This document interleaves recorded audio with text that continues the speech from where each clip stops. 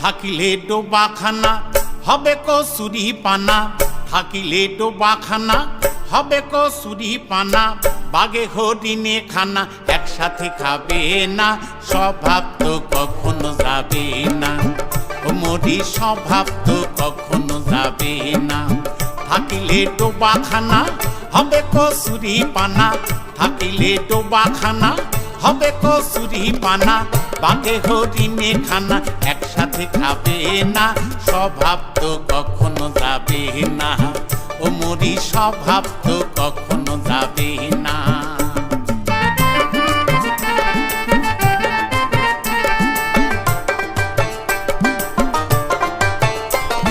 জলের স্বভাব যেমন ধারা নিম্ন দিকে ধায়, আর আগুনেরই স্বভাব যেমন সব কিছু পোড়ায়।